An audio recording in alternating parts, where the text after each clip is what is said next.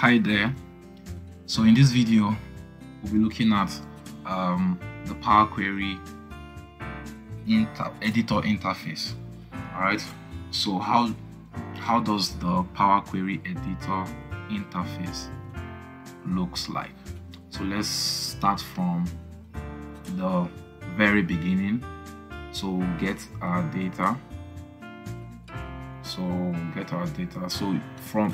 you can see that there are several sources that we can import data into Power BI. But for this video, we'll be importing an Excel workbook. So let's connect. So we'll go to where my workbook is saved. Click on open. It will allow it to load.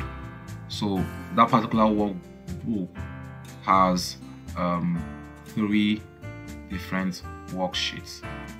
All right, so you have 3 different tables. So we'll just click on 2019 and 2020. So now it's either I load this. If I load this data, it comes directly under my data pane on my Power BI. Or because we want to transform, so one way to enable your Power Query editor is from your get data directly. You can click on transform. When you click on transform, you allow the data to load. It brings out your Power Query editor. All right, so what does the Power Query editor contain, or what are the components of a Power Query editor? So a Power Query editor has a ribbon, and this ribbon has several tabs, just like your Power BI desktop interface. Remember the top menu bar? So it has several tabs. So you have the close and apply. So we'll be looking at each of these tab, or we'll be looking at the functions of these tabs in subsequent videos. But like I said, this video is just to show us the interface of our Power Query editor. So we have the home tab. In the home tab, you have new source. You can enter a new data. You can refresh the preview. You can choose a column. You can remove a column. You can reduce a row. The next is the transform tab. So for the transform tab, you can split a column, you can format, you can change a data type. Then you also have the add column. You can add column, conditional columns. We'll look at this. We'll look at these tabs in subsequent videos. Like I said, you have the view tab, you have the tools, and also you have the help.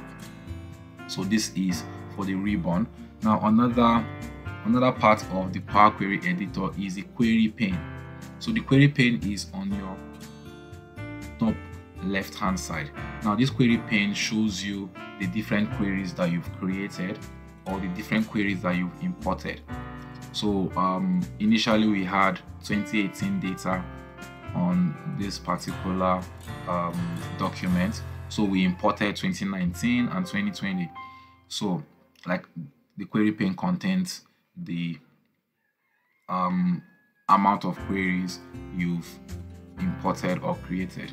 Now the next pane, or the next part of the Power Query editor, is the data pane, or the data view. Now this part contains this part shows you your data. All right, so when you select a particular query here, this part shows you, this data view shows you what this query contains. So you can see that 2019 contains hotel, is cancelled, lead time, arrival date year, arrival date month, and several other columns.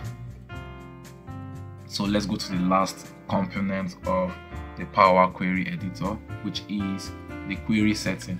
Now the query setting contains what we call property. The properties include the name, so I can easily change the name here. If I say this is 20 23.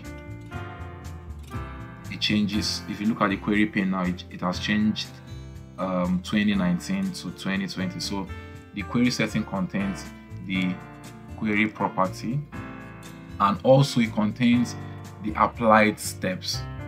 All right, so whatever changes I make on this query is going to show here under the applied steps.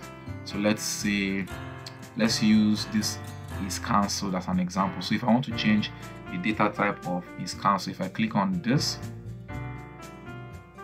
and I click on remove empty, all right, so you can see on my applied steps it has added that step that I just did now as filtered row.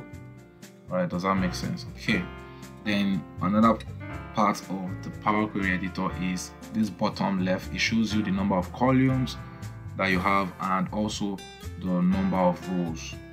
All right, so let's remove this step.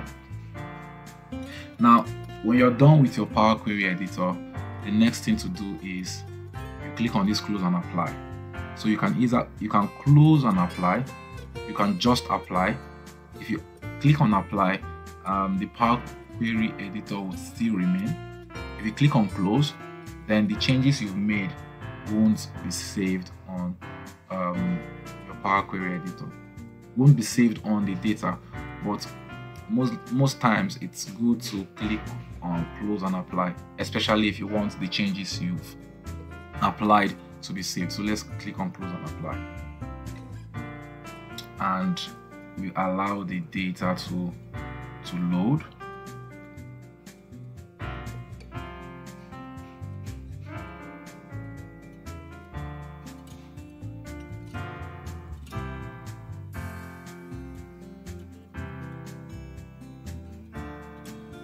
Alright, great. So let's close this. Now, another way to access the Power Query editor is to come to your data pane on, your data pane on your Power BI desktop. So you can click on any of these tables and click on transform data here under your home tab. Click on transform data. It opens your Power Query editor and you can make whatever changes you need to make on your Power Query editor. I hope this is helpful. See you guys on our next video.